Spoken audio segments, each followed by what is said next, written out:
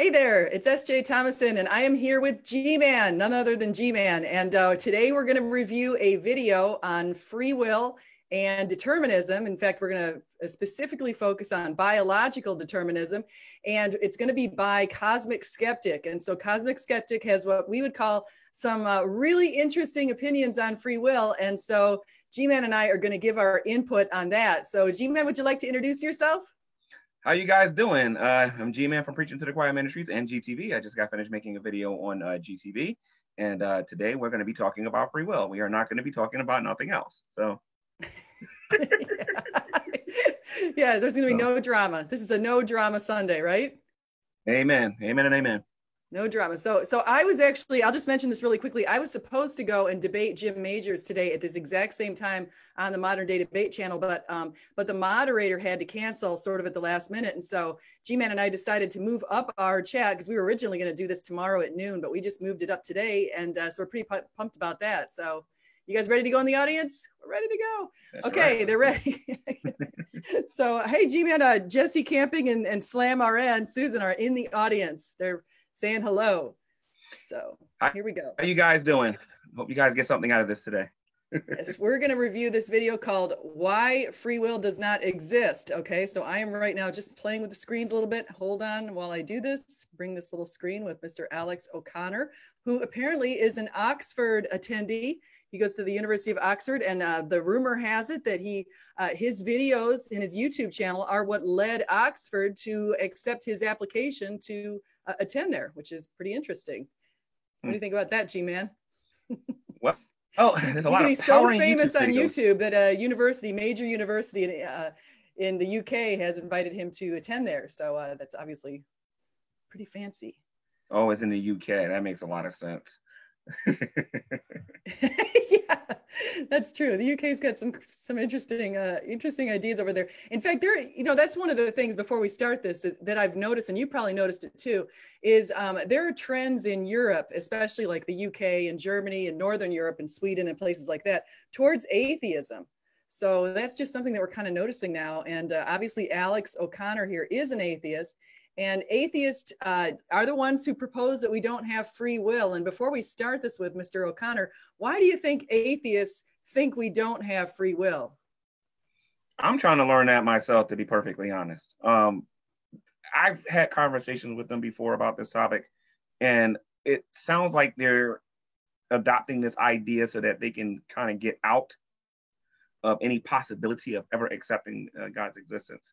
Obviously, former atheists would totally disagree with him on the idea that we don't have free will. So I don't know where they get that from, to be honest. Yeah, and so what we'll do today when we do our commentary here, we'll let Alex define the terms. He's got his own definition of free will. To me, that just basically means we have choices, we can make choices, and of course, there is and we're also going to talk about biological determinism, which is this idea that in your genes has predetermined your actions that you're going to take all throughout your life. Now, he takes the extreme position where we're wholly determined, like all of our actions from the very low level actions, the very routine structured actions that we do, like picking up a spoon and eating food, those sorts of things. I can say certain things that we do could be determined at these very low level, really simple tasks. But at higher levels where we're reasoning on questions like, what is our purpose? What is our meaning? Where did life originate? Is there a God? I think when we look at these high level sort of mental issues, I think that we would absolutely say that free will kicks in. So we're making choices. Okay, I'm going to choose that after listening to this particular debate, I'm going to choose my position on what I feel is the correct answer in the debate, which person took the right side. It's not something that my genes are going to determine for me. I would determine that myself. Would you say that's pretty fair? I think that's very fair. But I've watched this video, and the level of face palming that's going to be done today and the laughing that's going to be done by me and you is just going to be hilarious. So let's actually let them talk, and we'll let people know why we both share that attitude regarding this individual. Yeah. Okay. So here we go. Let's go. Good morning, everybody. My name is Alex, and perhaps because of my impending examinations and the very real possibility of failure, I've been thinking a lot about the concept of free will and whether any of us can really be held accountable for our actions. Now, I've already made a video discussing the implications of life without free will with my friend Stephen from Rationale. Yes. Okay. So while you're listening to him say this, because he hasn't even talked for like a minute, it's only been 19 seconds, right? And he said he's been thinking about this idea of whether or not we should be responsible for our actions, right? I would be very curious to understand whether or not this individual supports the prison system, whether or not he supports any type of form of punishment whatsoever when somebody does anything right or wrong. As a matter of fact, I would love to know whether or not he believes that right and wrong is actually a thing. See, he's an atheist. He believes that there's no evidence for the existence of God. I don't know what type of atheist, if he's a weak atheist, a strong atheist, a militant atheist, or whatever. But I do know this, though, okay? If you're an atheist, you have an opinion about God and his nature and the things that he's done. And if you do, then you're probably going to say, well, I don't believe that God, looked all that well when he flooded the earth and things like that and whatnot. Well, how did you come to that conclusion? Who forced you to believe that? You know what I mean? And it begins to reveal just the how can I say this nicely? It begins to reveal the amount of stupidity some of these people have, or bad thinking. How about we don't use stupid? How about this? Bad thinking. Let's try that. Or bad upbringing. Flawed reasoning. How about that? Flawed reasoning, because he's saying. So it does boil down to, a lot of this does boil down to the fact that they don't want to take accountability. And what really don't they want to take accountability for? I think it's because we go back to Romans 1, where God says that all people are aware of God. And they're trying to say that they don't have free will. And they're going to try to say that their genes predetermine the fact that they're not aware of God. I like to see him prove that, but let's go on with this. So. Yeah, and I think he's a lack theist, meaning he lacks a belief in God. So that's the way. He uses the Dillahunty definition to try to get out of having a burden of proof. I got you. Yeah, the Dillahunty Dodge, right? Yep. Okay, here we go. Mm-hmm. Rules, who also recently discussed free will with Matt Dillahunty and made his own video on the topic as well. Links are, of course, in the description. But I realized that I've never actually talked openly about why I don't believe in free will, except for my somewhat obscure book review of Sam Harris's book on my website. So I thought that today would be the day. Why? Who forced him to make this video? He doesn't have free will. Who forced him to make this video? Well, yeah, so he's going to say he's sort of a fleshy automaton. That's what I would call him. Or I could use a Frank Turek term. He's just a moist robot. You know what? We need somebody in the live chat who understands DNA and understands like chemistry and biology and all that. You can explain how our cells come together and forces us to make YouTube videos and how we don't consciously make a decision to make our own videos. If somebody can actually prove that, that'd be great. Because I'm telling you, these are the kind of responses he's going to get from me today from listening to this nonsense. Anyway, you can continue. You're right. And actually what he's going to bring up here, and I just want to comment, he's going to bring up Rationality Rules. And Rationality Rules is named Stephen Woodford, and he's also out of the UK. And Stephen Woodford has also got a very popular YouTube channel. If I had to guess, he'd probably also get an invitation from Oxford if he hasn't already attended college. I don't know how old he is, but anyway, so Stephen Woodford made the same video. What he did, and I'm just going to summarize this really quickly because I put a link in the channel to my rebuttal of Stephen Woodford's thing. But what Stephen Woodford did was he looked at neuroscience, and he tried to say, he went back to this study by a guy called Libet, Libet, and he also referenced a study by Soon that was in 2008. Libet's an old study, like 1983. And in both of these studies, what happened was they put these people in front of these machines. Like in the 2008 study, people were put in front of a computer screen, and they saw a bunch of letters going across the screen, and then they were prompted to the screen was taken away. Then they were prompted to push something on the screen. So it was a super simplistic task. And what they found was that there were the neurotransmitters inside their brains were acting a little ahead of time. So these people determined that must mean that our minds have come to a decision before we consciously come to that decision. However, what's really interesting is in those studies, a whole bunch of people and other studies have refuted them, saying, well, wait a second, they forgot to mention the part where right before you're about to push that button, you can make a conscious decision to not go with what your mind is sort of putting forward. And so, so that was something. And I just also want to point out that these studies are done with very simple routine tasks like pushing a button. It's not like thinking about the purpose of the world or that sort of thing. Gotcha. So that's what's going on. So here we go. So it's not the neuroscience. If people listen to this, don't get thrown off when he says that, because the neuroscience is actually proven against his assertion. So that's what I'm trying to say. Here we go. Well, I don't know, and, well, I can't know. That's kind of the thing. I'd recommend that you watch Stephen's video, which outlines some of the more scientific arguments against free will, but to complement that video, I want to take a more philosophical and purely logical approach to the problem.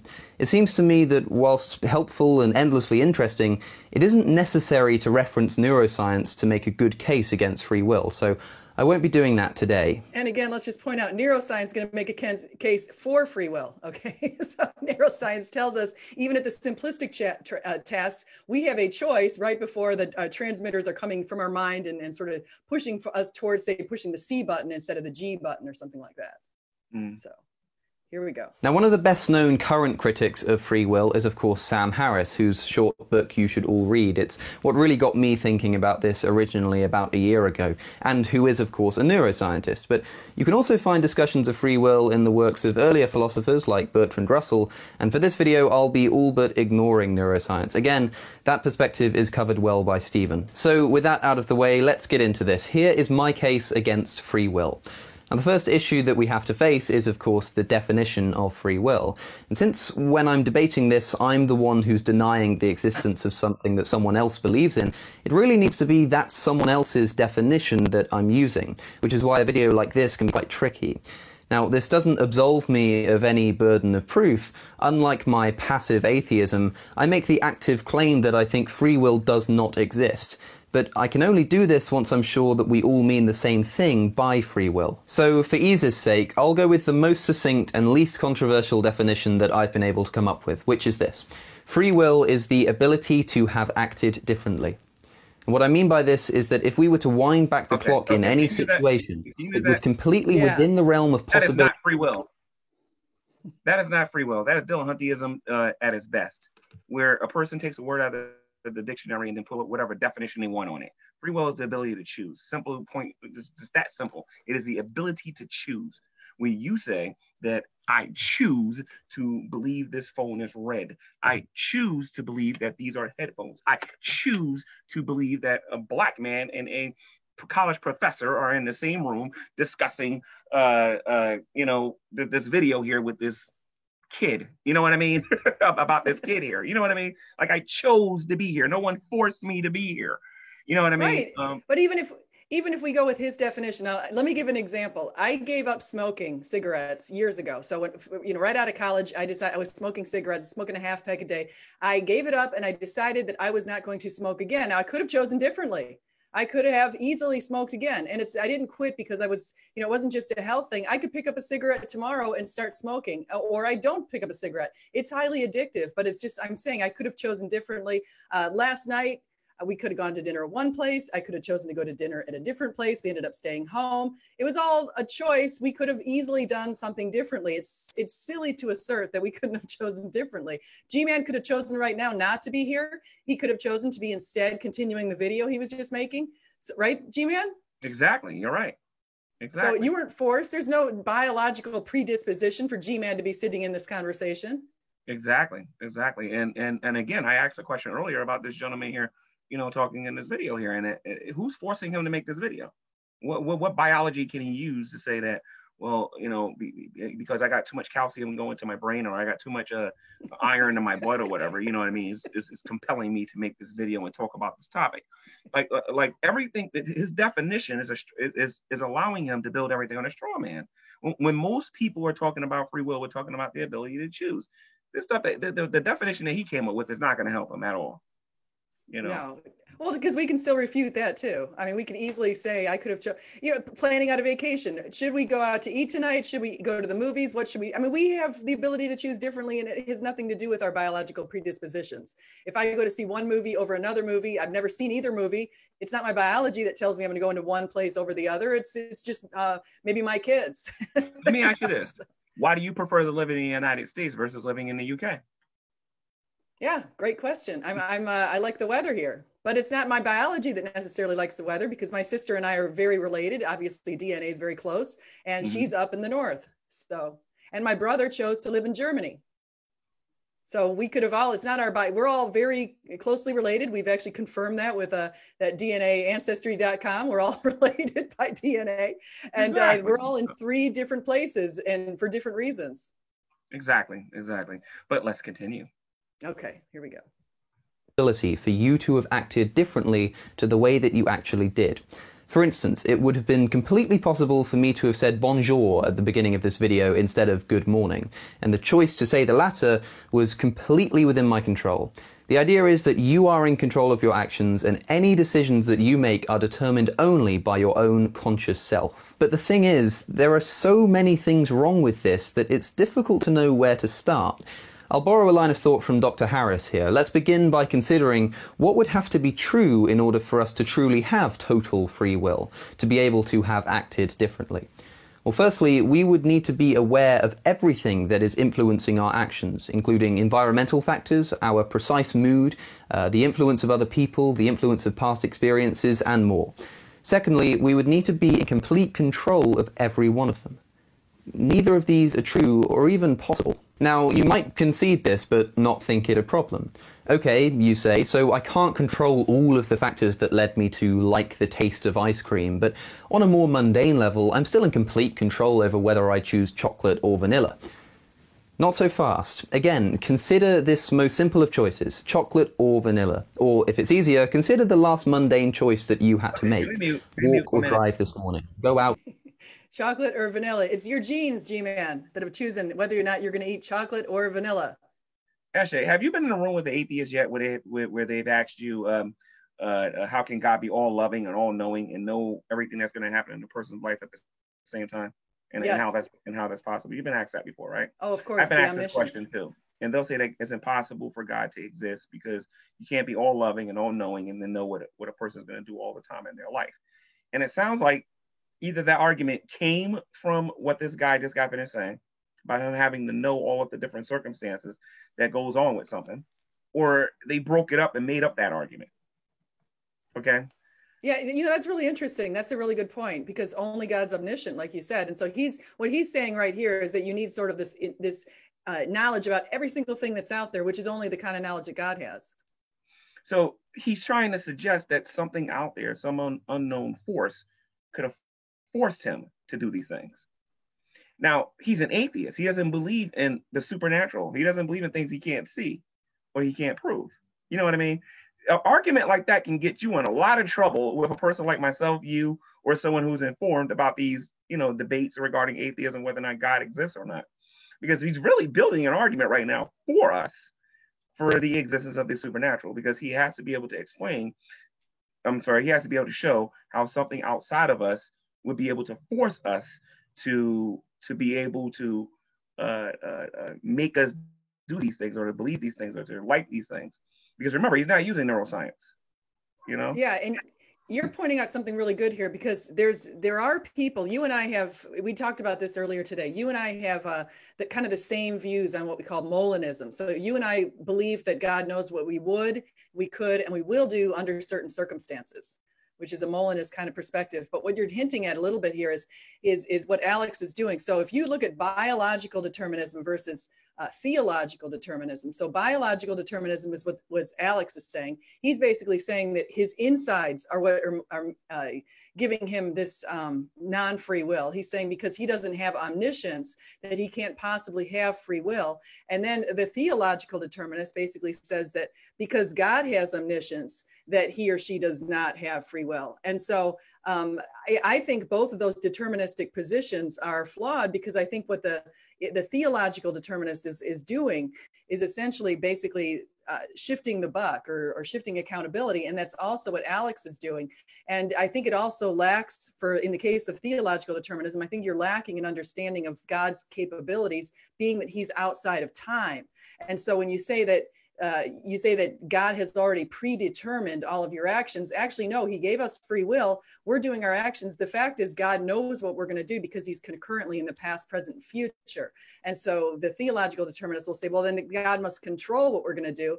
And that's not the case. Although God certainly influences, sort of the way, like as a parent, we influence our children by putting them in certain paths and certain schools and certain neighborhoods. But we can't control them. We don't control them. And the difference between us, of course, and God is that we also can't see what they're going to do in the future. However, God, because he's outside of time, can see that. So this is a big sticky issue with a lot of people.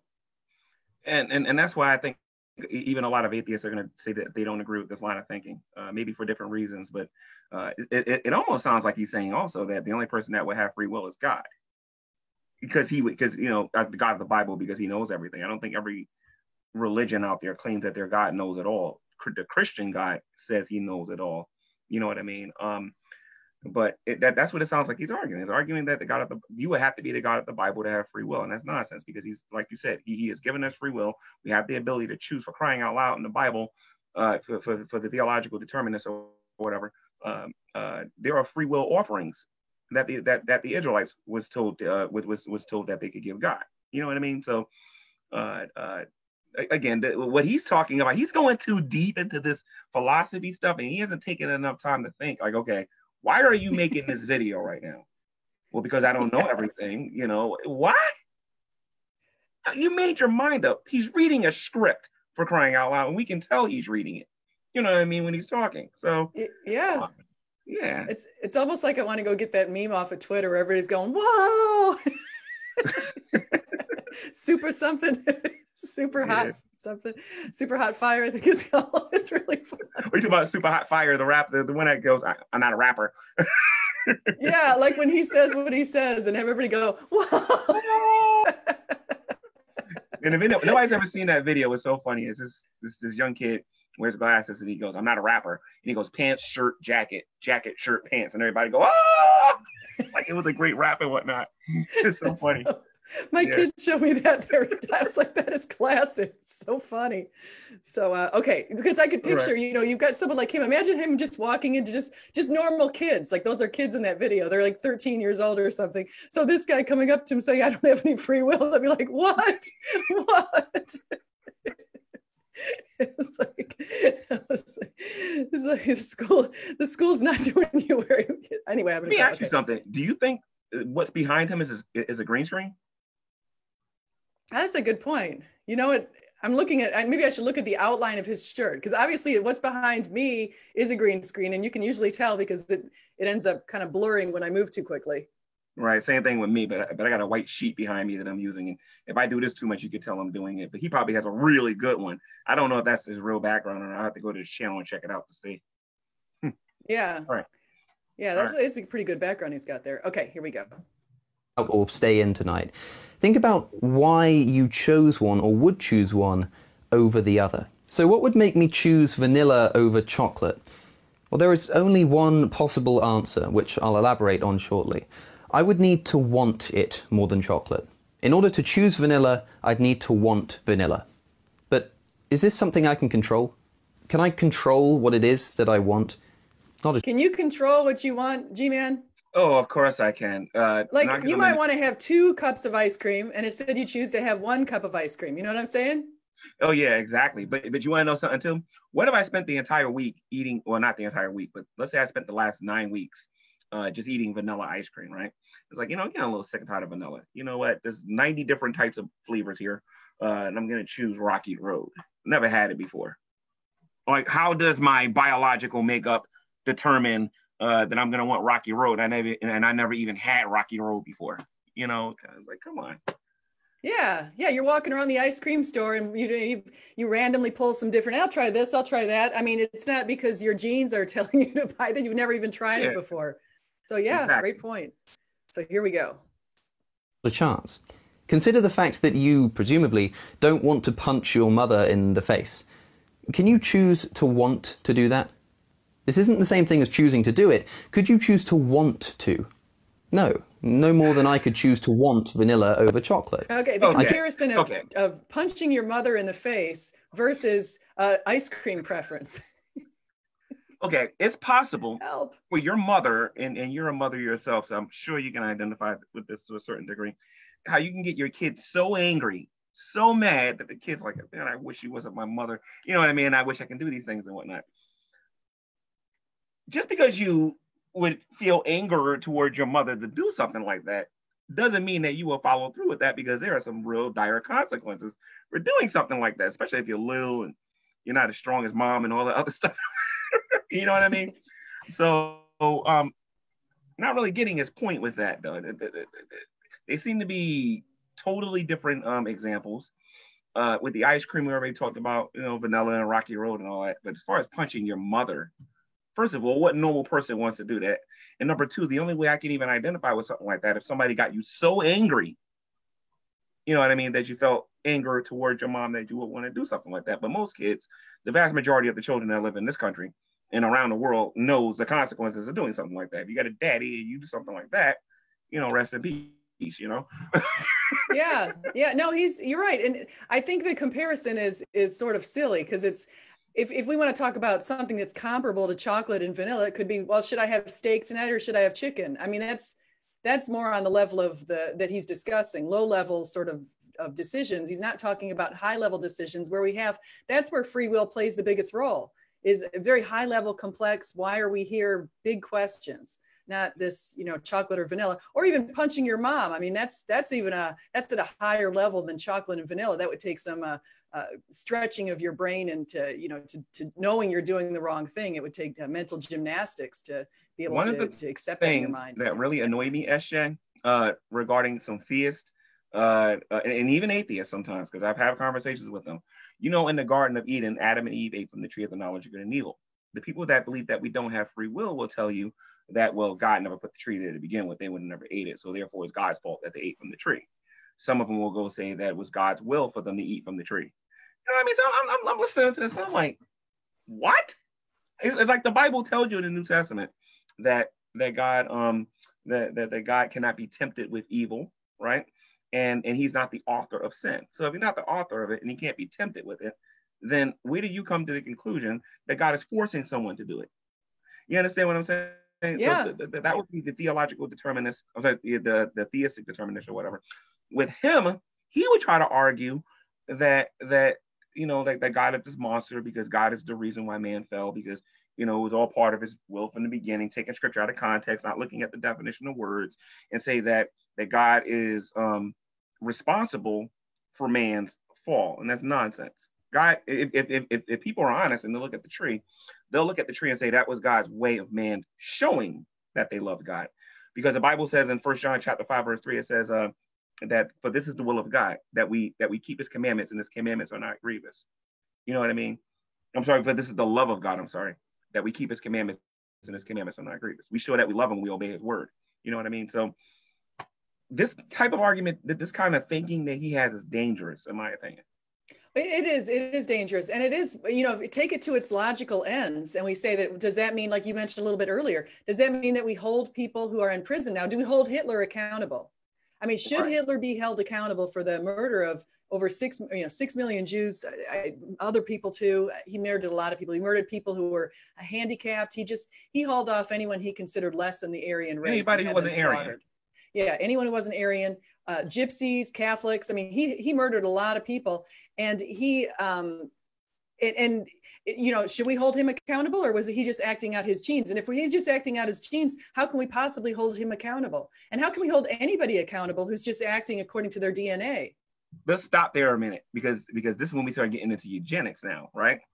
Oh, now, yeah. This is when it gets really dangerous, and this is when evolution. Oh God, man! Like the rabbit hole I can go down with this kind of thinking is not even funny. But did you hear Richard Dawkins on eugenics? I don't remember. Actually, I can't. Well, right on the same thing. I don't know if Dawkins is purposely trying to send out these crazy tweets, but he not only eugenics, but he also was mentioning something about human meat. Okay, human steak. Oh yeah, he would want to try some human He's steak. He's like, why do we like have this disgust idea with human meat. And I'm like, oh, don't go there, So, it just goes to show what this kind of thinking will take you. It's disgusting, some of the things that these people think.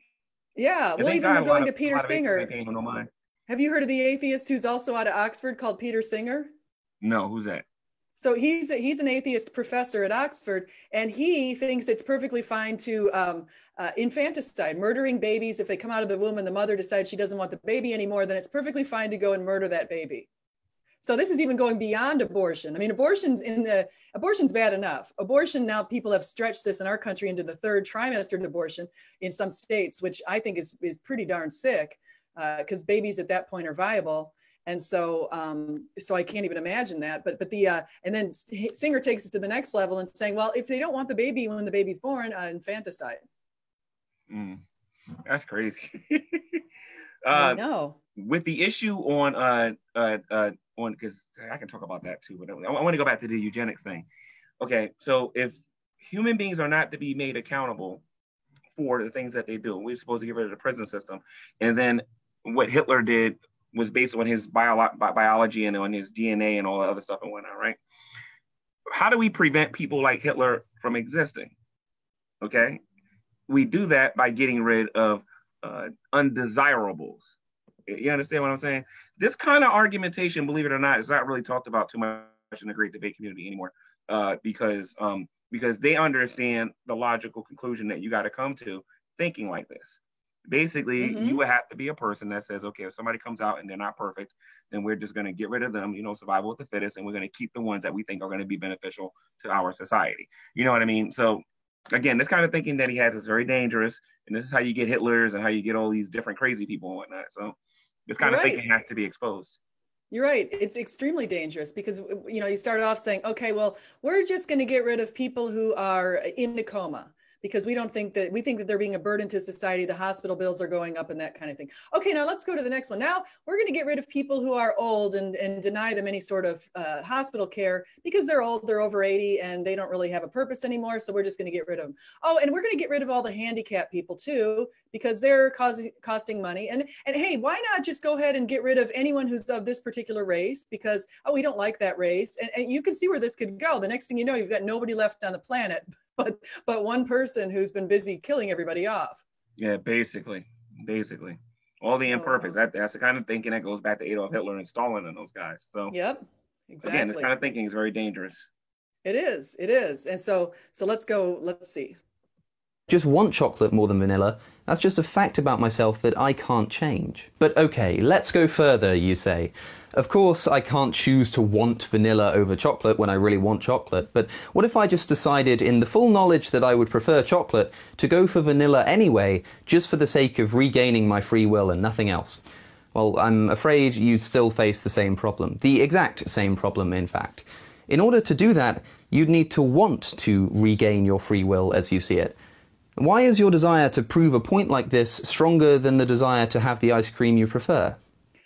So he's making an assumption that we need to regain our free will as if we never had it, right?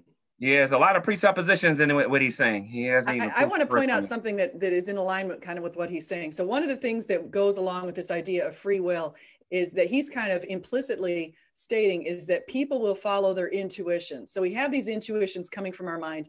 And I can tell you the examples of when we don't follow our intuition. So my favorite example is if I saw a little kid sitting next to the pond in my neighborhood and an alligator lurch out, my intuition is to run away because I want to protect myself. But my conscience, which might go against my free will, against my intuitions, I should say, is telling me, no, go save this child, risk your life and save the child. So there's lots of examples like that.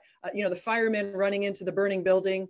We've got your intuition say, oh my gosh, definitely don't run into the burning building. But people go against their instincts, their natural, inclinations coming from within their mind to do different actions in alignment with what our conscience says to do. All right. That makes sense. All right, yeah. Here we go. It just is. And if it happened not to be, you'd have chosen the ice cream that you do prefer. The key takeaway is this: you cannot determine your wants. Think of something you want. Try to not want it. Think of something you don't want and try to want it. It's not possible. And even if it were, in order to change a don't want into a want, you'd need to want it. And vice versa. To change a want into a don't want, you'd need to want. Can you stop it? See, at this point, if we wasn't doing this video and this response, I'll go find something else to watch right at this point, because right now this is just a level of, oh my Lord. Okay, so this is a lot of things that I want, sir. And I'm gonna talk as if he was a hero.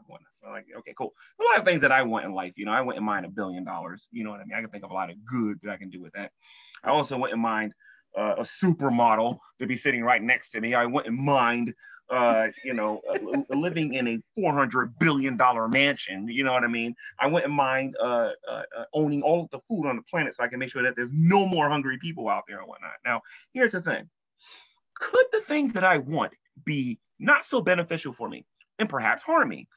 You know, too much money has known to make people greedy and make them puffed up and proud, and it's turned their heart away from God. So you want to know what? Maybe those things are, maybe that's something I shouldn't want. So guess what? Now I don't want it. You want to know why? I thought about it. It had nothing to do with chemical things going through my head. It had nothing to do with this straw man definition that this guy's talking about. It had to do with me thinking about the thing that I wanted and realizing what I wanted was not good for me. In those particular examples, SJ, a sinner might want to go out there and go find a prostitute and think, okay, fine, my wife don't want to do nothing with me, I'm going to go get a prostitute, right? Okay, he goes out there and get a prostitute, and he stops halfway and he goes, wait a minute, what if she got an STD? You want to know what? I think I'm going to abstain from this, and I'm not going to do anything with this and whatnot. You know what I mean? And he chooses to do that. He did that based on his free will. It had nothing to do with his chemical makeup. He resisted what his body wanted. You know what I mean? That's why we have abstinence. That's why we have people that actively say, you know what, I would like this, but I'm not going to do it because this is not something that I should be doing. What he is saying right now is nonsense. He's not taking a lot of things into account when he says things like that. And I'm sorry for dominating the show, but I just had to. No, I want you to. And you reminded me of something. So this morning, the pastor at my church, he was talking about this old show that used to be on, and I'm sure you're aware of it because you've been around like I have for a little bit here. But remember the show Lifestyles of the Rich and Famous? Oh yeah, Lifestyle of the Rich and Famous with Robin Leach. Yeah. So that's like he pointed that out because he said, you know, when we watched that show when we were younger, and he was saying he was in his teens watching that show, and he said one of the things is so we all start admiring these wealthy people, thinking that that's the epitome of success and that's what we all want. And so it doesn't have to do again with our biology; it has to do with our environment that influenced us to say that that's what we want. But it's also this idea that sure you want, just like you said, you want the $1 billion, you want all this kind of stuff, the big house, the 10 cars, the big garage, all that kind of stuff. But it's not necessarily good for us to accumulate so many things. And Jesus said, he told the story of when Jesus encountered a man who walked up to him and said, hey, tell my brother he's supposed to give me half of the inheritance. And Jesus said something like, am I your judge? And then he basically said to watch out for, you sort of get spiritually blinded by all of these things. So it might be something that's, in our biology maybe, or whatever it is. We seek comfort, we seek security. The idea of accumulation might be something that might speak to, our minds and the environment that we're in. However, we know that it's not necessarily good for us, like you said, and we do have free will to say, hey, guess what? If I did accumulate that, maybe I'll give it all back. And that would go against what your biology might tell you to do. Exactly. It seems like when he's, again, just like most atheists that talk about these topics, they don't take the fullness of their education. Well, actually, that would say a lot, but they don't take the fullness of their education into account when they're talking about these things. When me and you are talking about this, we're thinking about, God, we're thinking about things outside of ourselves. What he's doing is he's just thinking about like philosophy and science and the natural world. He can't get his mind outside of that. He's stuck in this bubble, you know what I mean, that prevents him from looking outside of those things. So he's very limited in his understanding. No, he is. And he's only, as I understand, he's only 18. So, he can go two ways. A lot of times these kids are atheists in their teenager years and maybe into their early 20s, and then they turn around, and that's a possibility for Alex, and I'll pray for that. However, he could also end up being like a Sam Harris or a Christopher Hitchens. So you gotta watch this guy. I definitely think he's going to be something. He's got a very big presence on YouTube, so he will be something. So we got to pray that he comes our way instead of going the other way. Definitely a disciple of Dillahunty, though. You can tell he's a disciple of Dillahunty. Yeah. Oh, I'm sure. I'm sure. Okay, here we go. To not want it. You simply can't control what you want. Now, that's one piece of the puzzle, and it may seem odd to leave it there, but it's not that you might not be able to control what you want, but it doesn't mean that you can't control your wants. You know what I'm saying? How does he know what he wants? Yeah, that's true. You know what he wants. Yeah. He hasn't seen the world yet. So No, I know. 18. Gosh, I wish I were 18 still. Here we go. just wait until we put them together. Okay, the next piece of the puzzle is to convince you of this fact, that there are only two reasons, none more in any circumstances, for which you will ever do anything. In fact, it's impossible for you to ever do anything for any reason other than one of these two. And those two reasons are because you want to or because you're forced to. Wait, okay, we got to rebut that. Because you want to or because you forced to. Okay? So I'll let you go first. I've got to think of a case where this wouldn't be the case. Now so I do something because I want to. Okay, I guess that makes sense. Maybe I won't be able to rebut this. Darn it. I will. Okay, can you? Okay, so he says that there's only two reasons that we'll do something. The number one, because I want to, because I'm forced to. Okay, now here's the thing. He made this YouTube video because he wanted to make this YouTube video. What outside forces force him to do it? None whatsoever. There's no chemical imbalances, none of that stuff going on and whatnot, right? So he can't go back to his previous arguments to try to make that point. Let's say he was forced to do this, all right? If he was forced to do this video, then that means that everything that he's doing in this video is not sincere and isn't coming from his heart, and he's just talking and wasting people's time at this particular point, right? And he would argue against that. He would say that he wholeheartedly believes everything that's coming out of his mouth right now, which would be inconsistent with the points that he's trying to make, right? Or how about this? If you choose to want to do something, could it be that you desire to do something different, but you chose to submit your will to someone who is greater than you because you chose to do it? You wasn't forced to do it. You chose to do it. Like, for example, let's say I wanted to go play pool and play ping pong instead of coming on this show and rebutting this guy because I had better things to do or whatever, playing pool or ping pong or whatever, right? But I chose to submit my will to God because because I'm convicted that this is more important to play pool or to play ping pong. You understand what I'm saying? There's no argument that he can make that it had nothing to do with my free will. You can't say that God made me do it. I thought about it, decided on which one I thought was more important, decided to do this instead. You know what I mean? And the other thing is this, Esha. If you want to have fun with somebody that tries to argue that you don't have free will, go to an atheist and ask them, are you a free thinker? I used to troll them hard when I used to do G-Man versus the World, my Google Hangouts. I used to go to them and I used to say, are you a free thinker? Well, of course I'm a free thinker. Why would I want myself to be in the bondage of letting a God to tell me what's right and wrong? Bingo. In order for you to be a free thinker, you then would have to be a person to have your own free will to make up your own mind about things. You know? Yeah, and I want to, you reminded me of something. That was a good point because you reminded me of something. When Jesus was in the garden, when he was knowing he was about to be arrested. Okay, so the idea was Jesus willingly sacrificed his life for our life. However, it wasn't necessarily when he was in the garden, he basically said, take this cup. He wanted to do that, but he said the flesh is weak and he could feel, he's he was sweating blood and, profusely in stress because of course he could probably picture his children doing a lot of the stuff they were about to be doing to him as far as hitting him with the whips and everything else. And he knew that was going to happen. It was not that God forced him. It's that he just accepted. He was obedient to God. And so I think that there's like a third option there where you're obedient to someone because you realize that what they want is best for the world or best for you. And so that sort of thing too, just in submission to somebody. But I want to see where he goes with this conversation. So let's see. Okay, here we go. And this is fundamentally important and worth really understanding and thinking about. You will only ever do anything in your entire life because you either want to or are forced to. That's it. No exceptions. And because of the fact that nobody seems to believe me on this point at first, I'll give you a common objection that I hear all the time. In fact, I recently spoke to ex-NFL player Arian Foster about free will on his podcast. Link again will be in the description once it's up. And he, playing devil's advocate, brought up the following. Consider exercise. Consider going to the gym.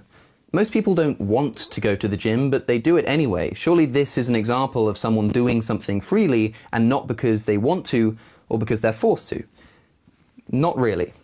Because there has to be a reason for going to the gym. And for most people, and for Arian, it's something like to stay healthy, to stay in shape, to live longer, whatever it may be. So we have to ask again the same fundamental question. Why is the desire to stay healthy stronger than the desire to go to the gym? It just is. Or maybe it isn't. And some people stay at home and eat junk food. Okay. So there's other reasons you can go to the gym as well. Like myself, I'm training to run another marathon. And I understand in order for my body to be strong enough to run the 26.6 miles or 26.2 miles, like I've done 4 other times, that my body has to have a certain amount of strength. It has to have a certain amount of endurance. I got to have I can't be there's a certain amount of body fat that I can't have. So I try to discipline my body, to discipline myself to go to the gym, to have my body be a certain way to be able to take the punishment of a marathon. There are days when I know I should have went to the gym that I chose not to go because playing my game was more important that particular day, or I was just too tired and didn't want to go. There were times I was supposed to run a marathon, and then a week later, I decided, a week before the marathon, I didn't want to run. There was nothing wrong with me health-wise, nothing like that. I just chose I didn't want to run. I didn't believe I was going to perform all that well. What he is saying right now is nonsense. It's nonsense. He doesn't even understand like working out and why a person goes to the gym. You know what I mean? We go to the gym. Okay, let's say somebody wants to do it because of health benefits. Your cholesterol is high and you're choosing to go to the gym to try to reduce your cholesterol, or you're trying to reduce the amount of fat that you have around your heart or whatever. You know what I mean? You're still choosing to do that because you got a lot of people out there that choose not to do those things. At this point, he's babbling. You know what I mean? Yeah. He's not even making a point right now. Yeah. So I can think of examples of where you just do things because you're it's not because, I like, for example, this morning I had to go to the store. It's not because I necessarily wanted to go to the store to go buy groceries. It's because and it wasn't because somebody was forcing me to go to the store to buy groceries. It's because there was a need in the house and I decided to satisfy it. And so I guess I wanted to satisfy the need. However, it wasn't, it's kind of like, I don't know, this is kind of a weird dichotomy that he has here. Yeah. And again, his definition, because remember, his definition for free will is what you would have chose. Could you have chose to do something differently, which is not the definition of free will. As a matter of fact, could you Google the definition of free will and show everybody what the definition is? Because for some reason, I can't lower my screen to be able to find people to show them this. But it's basically the ability to choose. If I choose to go to the gym, I did that according to my own free will. Okay. If I chose not to go to the gym, I did that according to my free will. I would go so far to say, SJ, that slaves have free will to a certain degree, because even a slave can choose to tell their master with consequences that I'm not going to work today. You probably get whipped because of it, or they'll get beaten or something like that. But even a slave can say that I'm not going to work today. I just refuse to do it. You know what I mean? Because I'm tired and I just don't feel like doing it today. So one of them might want to run away. So I'm looking at the definition. Robotic, if anything, you know? Yeah. So it says the power of acting without the constraint of constraint of necessity. I can't even talk here. The power of acting without the constraint of necessity or fate, the ability to act at one's own discretion. So you're able to do what you want to do. Exactly. Now here's the big question for the atheists that are watching this, because I officially turned on the comment section so I can see this. The atheists that are watching this, my question for you is this: do you do what you want to do because you want to do it, or someone is forcing you to do it? If someone is forcing you to do it, who is that someone? Because remember, there is no supernatural world and there's no God. Like, they have no idea. If I talk to this kid about whether or not God existed and free will came up, I would use this free will argument against him. Yeah, because he's basically saying because you want to do something. Well, there's this free will. So exactly. The thing is, with your wants, the wants don't necessarily satisfy your biological predisposition or biological composition. Your wants it could be varied in a lot of different ways, and they could actually go against what your instincts are telling you to do. And when your wants go against what your instincts are telling you to do, that proves that we have free will. Exactly. And I would love to ask any atheists that agree with him regarding this is, why do you think you have so many people practicing abstinence? Your body wants it. You're saying you're not going to take it. You're going to practice abstinence. You have people in the Catholic Church, even to this day, that do things to their body to prevent them from wanting something that is natural for them if they would just get married and try to enjoy it. You know what I mean? But why are they doing this if we don't have free will? You understand what I'm saying? A person that doesn't have free will is going to obey their earthly desires all the time.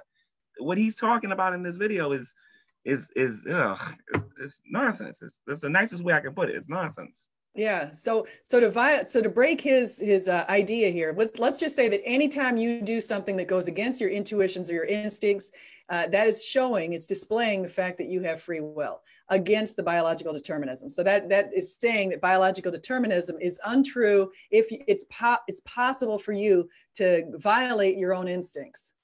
SJ, one of your moderators is asking you a question. They said, SJ, do you think there is limitations to our free will, like anger and eating disorders or depression? Limitations to our free will. I think, I mean, yes, there are some limitations. A lot of times you might get depressed. You don't want to be depressed, but you still feel depressed. So we do have some, I mean, that's why I would say at some of the levels, I mean, to some level, to some extent, there is a little bit of our biology playing a role in some of the things that we do. And we mind if I can't really, so I'm not saying our biology doesn't play any role. I'm saying it doesn't play a whole role, like wholly play the entire role of everything that we do, our biology. So we certainly, like, for example, we're predisposed to have certain personality traits based on our parents' personalities. So it's more likely, for example, if my parents were high in anxiety, like had high anxiety or high neuroticism, then I would be more likely to have high levels of neuroticism. Because there are, so to some extent, yes, we do have a biological composition that helps to make some predictions. However, it doesn't fully predict exactly what we're going to do. It doesn't explain 100% of the variance, if you want to say it that way. Okay, I don't got nothing to say there. All right. So yeah, but some people would also say, what kind of role does God play? Because it does point out in the Bible that God definitely sets our paths and does things like that. So I would also say the same idea is God does. I wouldn't say that there is no determinism coming from God. I would say that he certainly plays a role in putting us in certain positions in certain places and certain parts of the world, because he knows what would, and could happen in those roles. And he's trying to maximize and optimize the best situation for the world in the long run. And I want to add something to what you just said with that. There's a difference between having no free will and having limited free will. There's a big difference between the two. You know what I mean? When you have no free will, then that means someone's always controlling you. You know what I mean? If you have limited free will, then it just means that there are certain things that you can't do. And I know that there are certain Christians out there, Calvinists, that will tell you that you have free will. The only thing that you can't do is choose God. And I disagree with that, but that's what they teach. You know what I mean? So yeah.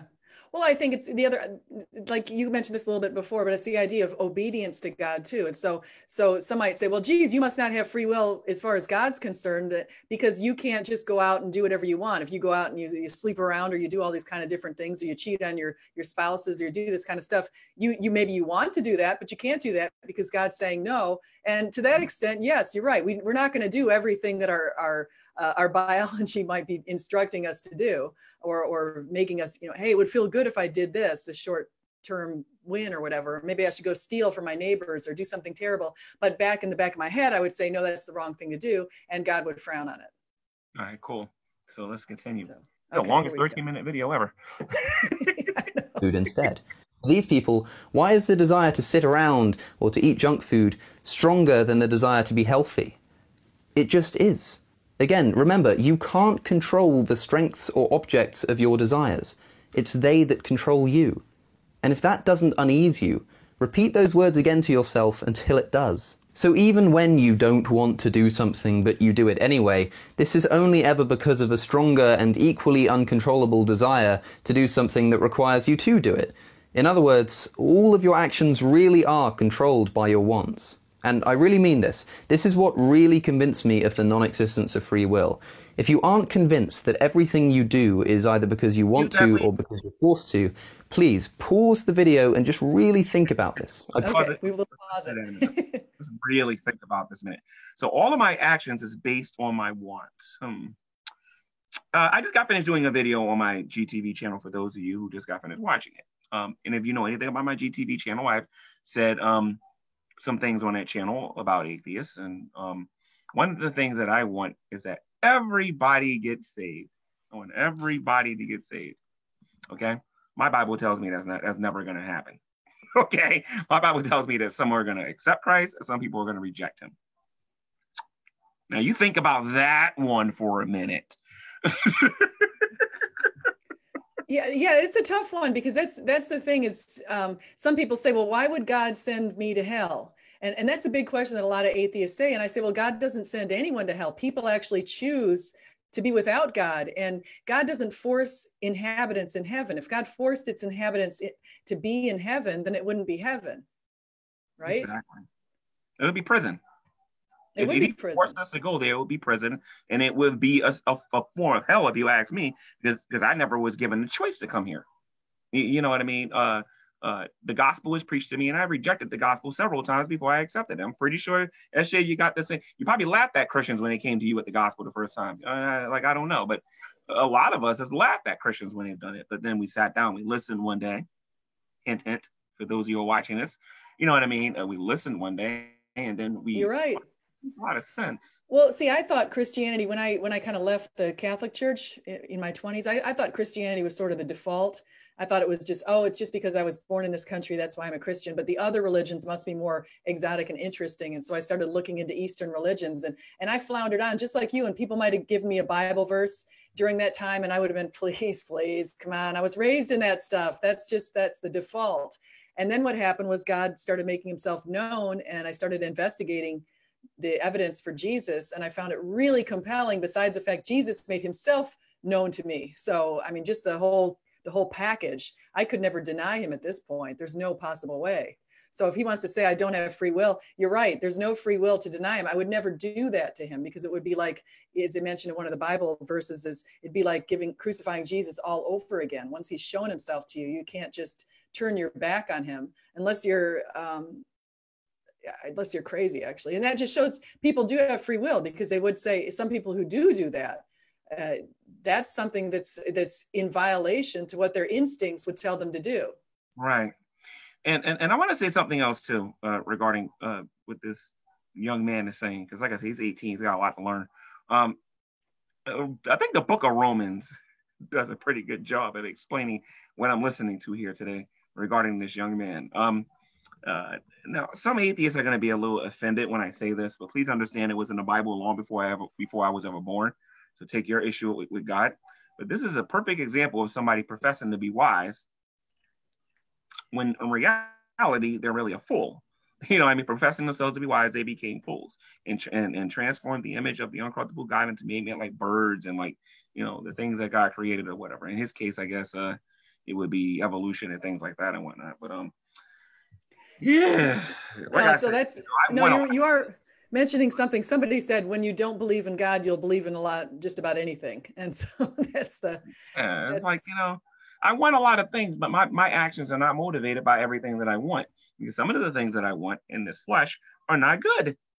So exactly. I'm glad that God tells me, no, I can't have those things, because they will probably do more harm than good. So Exactly. Great point. All right, here we go. Promise that any example you can think of has a hidden want lying behind it. Leave an example in the comments if you have to. I'm sure someone else can find it if you can't. So now, as promised, let's start putting this together. There are two reasons you will ever do anything: because you want to, or because you're forced to. Of course, if you're forced to do something, then you're definitely not acting freely, and nobody would deny that. So that just leaves your wants. But, well, we've already concluded that you can't control your wants, so actions motivated by wants aren't really free either. So being forced to do something isn't free will, and wanting to do something isn't free will. But being forced or wanting to do something are the only reasons why you do anything. Hence, free will is conclusively an illusion. Now, I use the word illusion purposefully here. One thing that nobody needs convincing of is the fact that we all feel like we do have free will. I certainly do, and so does Sam Harris, and so did Bertrand Russell, as far as I know. But then I suppose so would an artificial intelligence that we've programmed to feel as though it does have control. And what really is the difference between a mind made of silicon and one made of flesh in relation to liberty of thought? Well, that's a topic for another video or perhaps an episode of Black Mirror, but you can see that this illusion is incredibly important. So I just want to briefly explain why I think we feel this illusion. So, are you going to come? I want to let the atheist know something. I want to warn you of something here, okay? Before you even think about coming into one of my rooms and bringing this, what you believe is a smart argument, to a room like me, to a room like a G-Man channel or the GTV channel or S.J. Thomas's channel or Beckles channel or whatever, if you even think about coming into one of our rooms with this, please understand that you got a couple of positive claims going your way. Number one, you claim to be an atheist. You claim to be a free thinker. And the moment you start saying that you don't got no free will, I'm going to take away the free part of it. I'm going to say that someone else is controlling your thinking. And I like to know what that something else is. Number two, you claim that there is no God and you couldn't have possibly come to that conclusion on your own because, someone either forced you to believe that there is no God or you want to believe that there is no God. And I'm right about you suppressing the truth and unrighteousness. So I'm just letting you know you're setting yourself up for an embarrassing conversation if you come to my room with this line of logic, okay? Because it's ridiculous, okay? We all have the ability to choose. We all have the ability to make our own minds up about what we want to do. Are there outside influences causing us to trying to influence us to move in a certain direction? Absolutely. We call it God, and we call it the devil.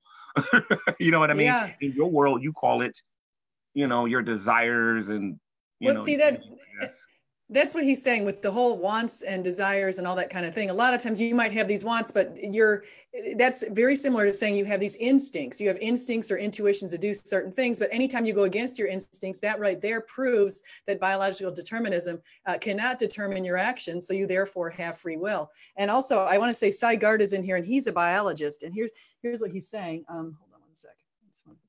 Just missed his. He says the difference between minds made of neurons and of silicon are huge. He really does have a lot to learn. So thank you, Cy. Basically, yeah, he just sounds like I'm not going to say he doesn't think, because it sounds like he did some of that. But he definitely went to some class or something like that, or listened to Dillahunty or somebody. No, you know who he listened to? He actually pointed it out in a different video. I was listening to him talk to Justin Brierley on the Unbelievable channel, and he said that he had certain views on free will, and then he went and talked to Stephen Woodford. And then he cemented this particular view that he has here. I don't know if actually, I'm not sure if this video was made after his talk with Woodford, but he continued very similar talks with Justin Brierley. So yeah, did you tell me his influence is rationality rules. Yeah, did you tell me he went on somebody's YouTube channel and said that, well, if God existed, then he would be able to know what would cause him to believe in him or something like that when we was on the phone or whatever? I've heard that from a lot of atheists, that exact line. Yeah, some of these guys need to learn something besides science and philosophy. I highly recommend that they learn some other topics besides those two things. Well, they should learn just general life. I mean, I think this guy needs to get out and hit the streets, learn what's really going on out there. All right, let's continue. We'll talk to a girl or something now. So firstly, and most obviously, it's easy to see that this illusion is mightily beneficial to our evolution as a species, and I personally have a similar speculative view of the emergence of free will to my view on the emergence of consciousness as a whole, that it only exists because it aids our survival, but it's become so complex and ingrained in our biology that we feel strangely apart from it and have developed the fortunate or unfortunate side effect of self-awareness, depending on who you ask. So he's pointing out something that I think is what Cy Gard, and Cy, if he's still in here, I would love a comment on that particular thing that he just said, because what Cy calls this is the just so argument, and it's very similar to what Rudyard Kipling used to say. It's like, okay, camels have humps just so people could ride in between the two humps and it made it more convenient. Or, so people make up, before they make up after the fact, a posteriori, they make up some reason why something is going on there. Oh, we have two eyes just so one eye wasn't perfect, so we decided to have two. It's something that's silly. So he's saying we have consciousness just so it evolved just for this purpose, or we have free will just so it's kind of a similar argument. So I don't know. The funny thing is, some people listen to this and they say that this guy's smart. I'm not saying that he's dumb either, but because the Bible doesn't even call him dumb. The Bible uses the word fool, and I mean, that's a totally different definition. But I don't understand how a person comes to that conclusion. Why? Because he thought of a naturalistic way of understanding the world that he lives in, or whatever. You know, it's like, you know, now it sounds like he's making an argument against consciousness. You know what I mean? Next thing you know, he's gonna be telling me that the movie of the Matrix is real. You know, that all of us are in this simulation or whatever, and got this thing attached to our heads, and we're all part of this, you know, simulation or whatever, which is nonsense. You know what? That's actually what some people have posited. So Neil deGrasse Tyson, he's in fact, Cy Gart's still in the group here, and Cy pointed this video out to me. Neil deGrasse Tyson got up in front of a bunch of people on a video on YouTube, and he was in some sort of public platform, and he basically said that we really shouldn't rule out this idea that there could be some sort of a malevolent creators out there that are just playing with us, higher life forms that are playing with us, and we could be part of this computer simulation. And so when you deny God, he can look out into the universe, because he's somebody who's an expert in cosmology. He looks out into the universe and he says, okay, there's, you know, all of the signs point to a creator when you look into the universe, especially if you consider the Big Bang and that there had to be something that's timeless, spaceless, and immaterial prior to the Big Bang. But when he sees that kind of stuff, and he doesn't want to give credit to our benevolent God, so they might say, okay, there must be malevolent life forms out there. And so it's kind of like the idea of, if you don't believe in God, you'll believe in anything. Yeah, like ancient alien theory, where aliens came here and planted us here and things like that. Yeah, New Age. That's that New Ages type thing. As a matter of fact, if he continues with this line of thinking, that might be where he ended up going, right to the New Age movement. Right. Yeah. So okay. So let's go.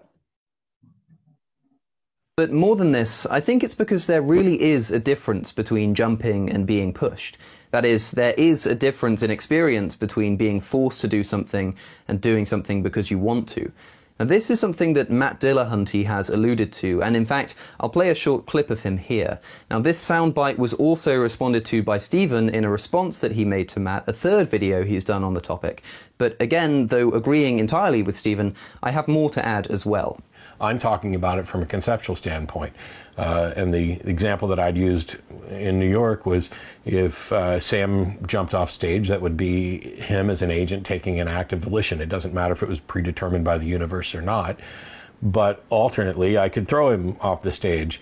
And the difference between those two events sums up everything that I think is valuable about the notion of free will. Now, this is why I wanted to be precise in my definition of free will, because for many people, the first definition they think of is the ability to do whatever you want. But I think this is misleading. This, however, is the definition I think Matt is implicitly using here, and I'll explain why. To be clear, though, I don't think Matt is wrong per se, and his conversation with Stephen cleared a lot of this up, but this clip is still representative of a popular view nonetheless. The reason I think there's an experiential difference between jumping and being pushed is because if you're defining free will as the ability to do whatever you want, then you're exercising free will by jumping, but not by being pushed.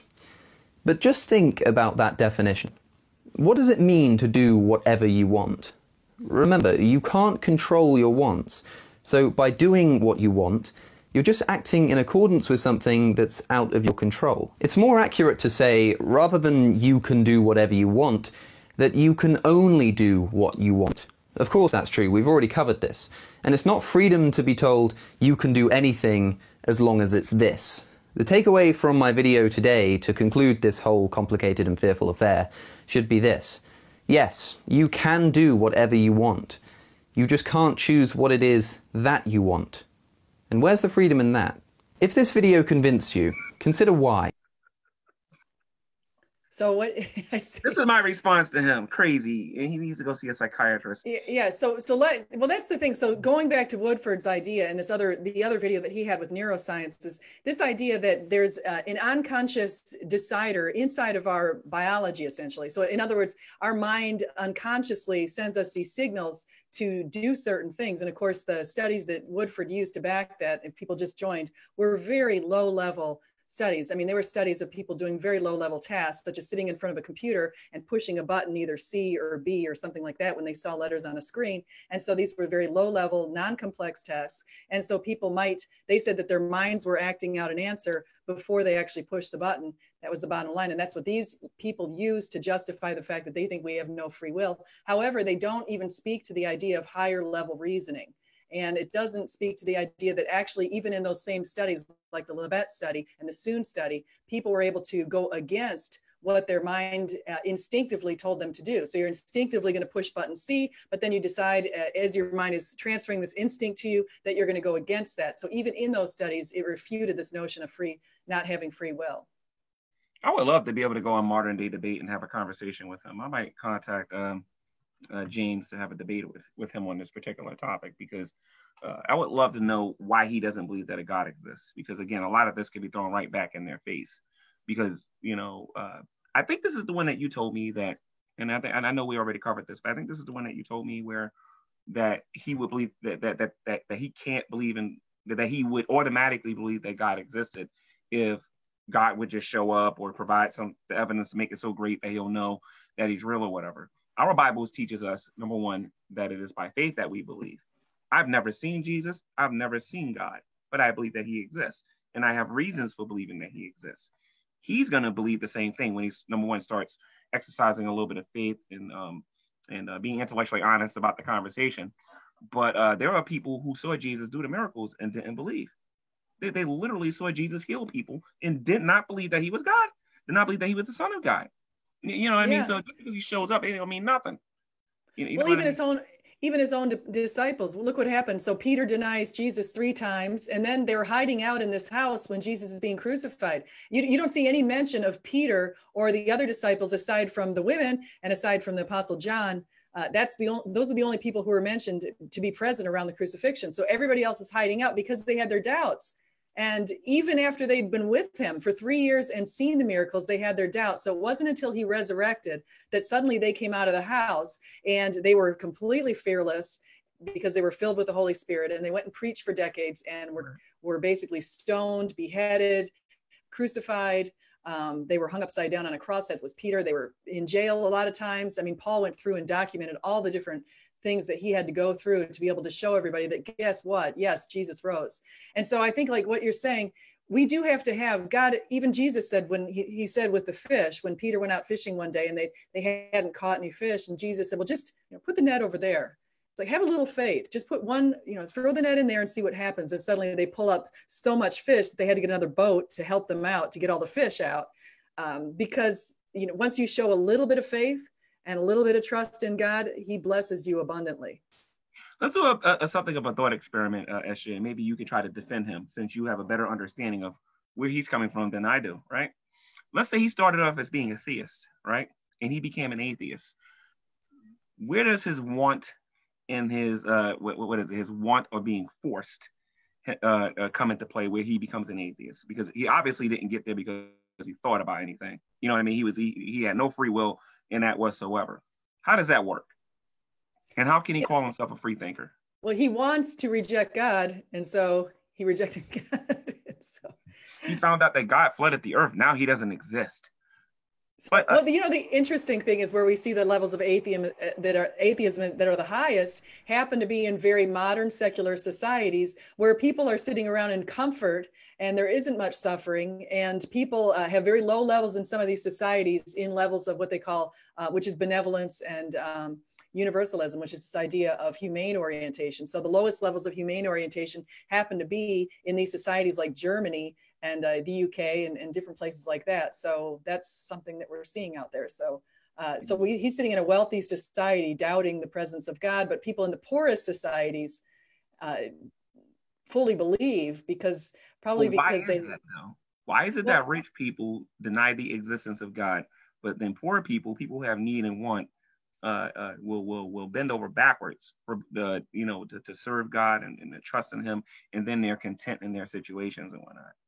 Yeah, well, a lot of it is the studies have shown a lot of people. What happens is it depends on, I would say it has to do with intrinsic versus extrinsic religiosity. So if you have very high levels of extrinsic religiosity, you're thinking to yourself, I go to church because what church does for me. I go to church because I'm around a community and I want church to help me. So it's about me going to church and getting something out of it from the church.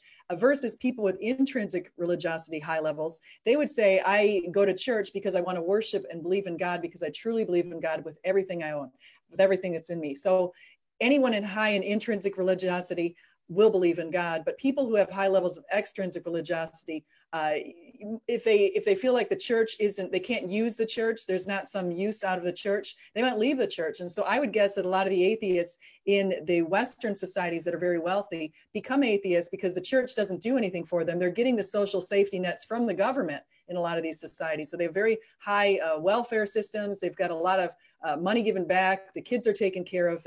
Kids actually get schooling all the way from. Sounds like the government's God to a lot of them.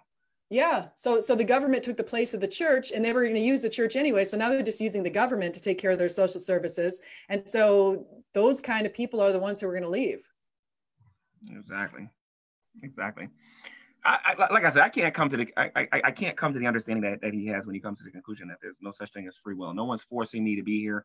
I do want to be here because I believe that we're doing something for God, but I could easily chose to be someone else. You know what I mean? The arguments that he's making in this video are, I guess, for people that are out there somewhere in the outer limits, you know what I mean? Or the Twilight Zone or something. But, you know, for those of us that live in reality, this is ridiculous, the things that he's saying. It is. Okay, so Kelly Butts, I'm looking at the chat here because I do see some comments coming in. She says, we have it better than you Americans. I can say the idea of having universal health care in every other developed society, I sure would love to have that here if we could just fix our system. It's just our system is just so messy, so many things to fix about it. So that's one of the reasons why we haven't been able to get it. So I can definitely say, Kelly, if that's what you're speaking about, the healthcare issue, certainly I can relate to that. I can think that either universal healthcare or cheaper healthcare, a lot cheaper healthcare would be really nice. Yeah, like reduce it by 75% so people can actually afford to go to the hospital themselves. I couldn't agree with you more. Yeah, that's something. Our system right now, we've got, the problem is it's not so simple to fix. It's a very difficult fix because there are insurance companies, hospitals, doctors, all kinds of players involved here, pharmaceutical companies, and so it's a really difficult thing to fix. That's why it hasn't been fixed yet. So. Okay. But you want to know what, SJ? The best way the best healthcare is this: an ounce of prevention is worth a pound of cure. Take care of your body, and you won't have to go see a doctor. You know what do they say? An apple a day keeps the doctor away, right? Right. Keep the dentist away. Yep. Yeah, exactly. Eat junk food. Eat some apples and some fruits and some vegetables, raw ones. You know what I mean? And you'll be all right. Don't overconsume and stay away from all the smog and everything, and you won't have to see a doctor. You know, that's so funny you say smog because it just reminded me of something. So I got, since Kelly Butts, I don't know where Kelly's from, but I know that I was reading this article from Bloomberg Business Week, and a person who's a writer there had moved himself and his family from Washington State to London, England, and he found that the smog levels were so high there that his asthma and his allergies were starting to act up, and he actually went out and found out that the in the air, it was just so incredibly dirty. So that's one of the sad things about our really big cities is the smog levels can be pretty horrible. So he actually had to leave England and go all the way back to Washington State where the air was a lot cleaner. So there could be, different parts, what did they say? Different strokes for different folks, but so it's just. Okay, this is a very interesting conversation. One of these days we got to do a three-way. We got to have the two of us and then bring a atheist that really feels strongly about this topic and see if we can get them to understand why it's a silly argument. Yeah, I would like to. If anyone's listening right now, if you want to get on the channel and talk with me and G-Man at some point, if you're an atheist or even if you're a Christian, if you want to come on in sometime and talk about this kind of stuff, love to have that. And I want to say also thank you also earlier. I have had a couple of super chats and I said, hold on one second, let me see what's the other one. Oh, I can't see, but somebody said, God bless you. And I thought that was so super nice. And now John is on the super chat right here. And hold on one second. And he's saying, I believe in free will. Look at these scientists, www.descentfromdarwin.com. 1,000+ PhD holders disagree with Darwin, must hold a PhD or be a scholar. Interesting. So I know you'd agree with that, G-Man, right? Oh yeah, definitely. So G-Man is G-Man and I have, I'm developing my opinions on all that kind of stuff, and G-Man's got some pretty strong opinions on that. And so, so anyway, all right, let's go. Thank you, John. Let's go to, we got 1 minute left from this guy. So let's see what he says. If not, consider why not. It's out of your control. What I'm saying will either convince you or it won't, and you don't get to decide on that. What? I mean, really, so he's taking tests in his class and he's decided that the outcome is out of his control. People are giving him information in the class, they're giving him theories, and he's saying it's out of his control whether or not he accepts those theories. He actually said something to Justin Brierley that was to this effect. So he said, you know, if Justin gives him a good argument, it's about Jesus. It's out of his control whether or not he'll accept that argument. This is something that he can't control. His mind is doing all of this work for him unconsciously. You know what my answer to that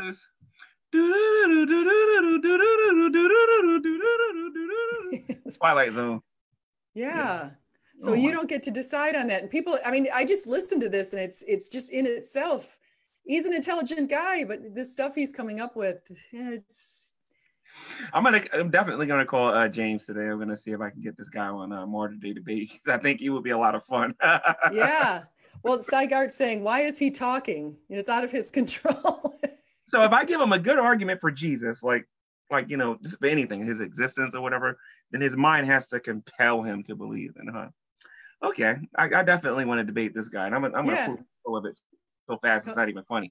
Come up with a good argument. Well, debate him on Jesus. I think that would be, you know, put it out there with Jesus's resurrection. I was supposed to debate Jim Majors on that today, but we're working on trying to set another date for that. So yeah, I was looking forward to that one, but we're gonna have to wait. I spent so much time preparing. I've never prepared this much. I actually have a slide deck with 80 slides with all of the possible rebuttals that he might come up with, because I watched a bunch of his videos and a bunch of other atheist videos, and I felt like I was really ready to go. So now I'm kind of hoping it happens at some point.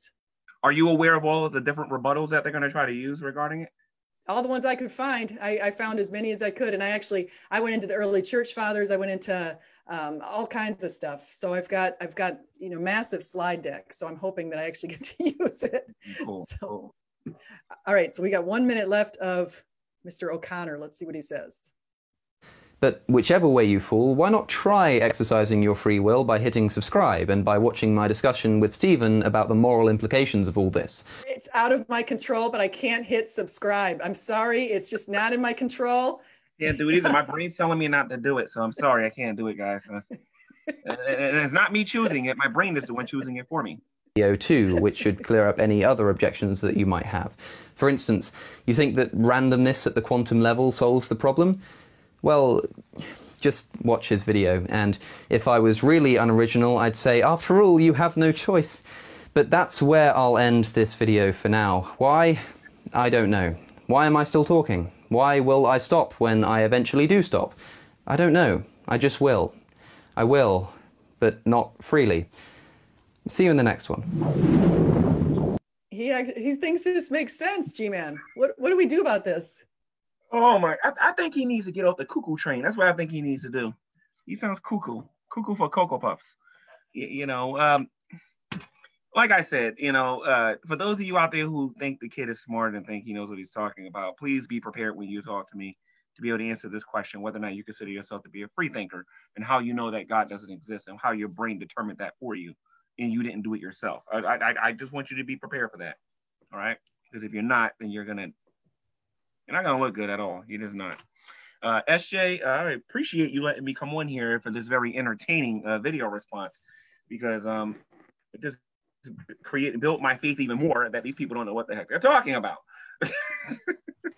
Yeah, when we see something like that, we do get quite concerned, I have to say. So I'm trying to, right now I just accidentally dropped myself out of the screen here, so I'm trying to put myself back into this video screen. Who does that? So let me get back in here. There we go. Oh Lord, let me take the hat off because this green screen is messing up now. Back in the video screen. Okay, so yeah, I really appreciate everybody coming on today. And so I hope you guys have enjoyed this. So G-Man, what should we talk about next time we talk? Am I going to go back on your channel again? Yeah, you're going to come on my channel, and I'll let you know about 3 or 4 days before you come on what we're going to do.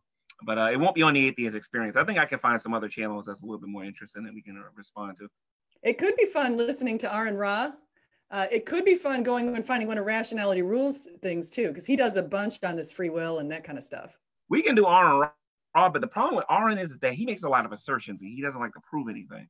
So I want somebody a little bit more challenging. Maybe we should look at Sam Harris or Christopher Hitchens or someone. That could be fun. That could be fun. Or we could, you know what else we could do is we could watch Unbelievable and Justin Brierley and look at some of the people that go on his channel, and then we could make commentary on that. Yeah, anyway, Veckel's making a comment. He says, if the cosmic skeptic is indeed an atheist, he is in fact consistent with his faulty worldview, as faulty as it is. So, he's right about that. That's it. He's definitely right about that. Because when you take God out of the equation, you start sounding weird when you talk, you know? So, I mean, don't get me wrong, you know, at the same time, I mean, out of respect, you know, I do say on YouTube that you should consider your entire education and not just like condense it to just one form or one particular subject. But at the same time, at least like do the same thing, like consider religion, or rather consider an intelligent designer or God, consider math, consider English, consider philosophy, like consider all of it and learn how to think for yourself a little bit and ask yourself, how do you sound when you're asking yourself these questions or whatever, you know? Yeah, I think the more you learn, the better it is. Actually, I think the more you learn, you try to investigate the evidence for Christianity, for example, I think you'll do really well, because actually it leads to Christianity. The more I look into it, the more I find it's amazing. You know, I love that bookshelf that's behind you, Ashley. I think what I'm going to do is I'm going to go on Google and I'm going to purchase that same bookshelf and put it right behind me next time. I mean, exact same order. I need to update that with some of my new books. I want to throw out in the who's in the chat right now. I just want to say hi to everybody. I see Slam RN. I saw Cy Gard earlier, Brian Stevens, J War 44, Andy LH, Supreme King, John Lloyd, Kelly Bolts. Oh, I said her name wrong before. Veckel. A lot of our good friends are out there today. And so I want to say thank you to everybody for showing up. Oh, and John Lloyd. And I also want to say Cy Gart has been in the chat. Cy has the new book out, and he recently, or actually it's coming up, he's going to be interviewed on Capturing Christianity, and he's also been on Inspiring Philosophy. And Cy's new book is Works of His Hands. And so it's all about God. He was an atheist, and he started investigating biology and some other things, and it started leading him to God. So that's something that's pretty neat that's out there with Cy. If anybody else is a book author that's in our group here, also another person.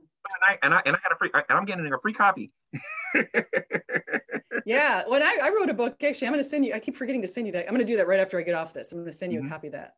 And cool. Gavin Hurlman also is in here, and so we've got a really good crowd of people. And Cece, Cindy, she's a really great person too. Jesse Camping. So we've got a nice crew of people. And if I missed your name, I'm sorry. I just it's been going kind of quickly here as far as right in front of me, but I really appreciate everybody for coming by. So next week, Ashley is going to be on my YouTube channel, and we're going to be critiquing someone's work on here. But again, yes, somebody different. I know a lot of you must be tired of him. We're going to find somebody a little bit more interesting and maybe entertaining, like Bionic Dance. Have you actually looked at Bionic Dance? Oh yes, that would be a great one to do. We never talk about, because we usually talk about male atheists, because it seems like many more atheists who are vocal, kind of I guess like apologists. Usually it's a male apologist, but Christian apologist, but it seems to be a lot of male atheists. So to find a woman would be pretty cool. Yeah, Bionic Dance is a lot of fun. So yeah, definitely we can use her. That could be a good one. She's out there. So we'll go find it. Maybe I'll listen to a couple Bionic Dance videos and see if we can find something good. Oh, there's a lot of them, because every day she's talking about the same thing. Your God ain't real, there's no evidence. Your God ain't real, there's no evidence. Your God ain't real, there's no evidence. There is evidence. Yeah. So we have evidence in design. We have evidence in purpose, in morality, in cosmology, in Jesus Christ. And so start looking for it, and then put together your best explanation for all of the information that we have. Even if you look at our DNA, going back to Cy Gart and this idea of our DNA code and the need for a coder. And so. Amen and amen. Yeah. All right. Well, everybody, thank you so much. I'm going to go ahead and end the stream so I can make my kids some dinner. Let me go get some dinner too, because I'm hungry. All right. Thank you so much, G-Man. I'm on G-Man's channel next week. So everybody, if you go to G-Man's channel, I've got it in the description. Please please subscribe, please join his channel if you haven't yet, and be watching for us next week, because we're going to come out with some pretty good stuff. Exactly. And if you guys got Twitter or Instagram or Facebook, please help SJ with her YouTube channel. Let's get her 2,000 subscribers, guys, and make her a voice on here, because we got enough drama channels. Let's try to get some channels on here where people are like growing and eating and like, you know, and you got something that you can actually watch where you can learn something, you know? Exactly. That's great. All right. Yeah. Even I put down as a category on this channel, education. And I notice a lot of people do entertainment or gaming. Like, no, I'm education. Totally. It's good. Okay. I'm ending the stream. Thank you so much, everybody. Bye-bye. Night.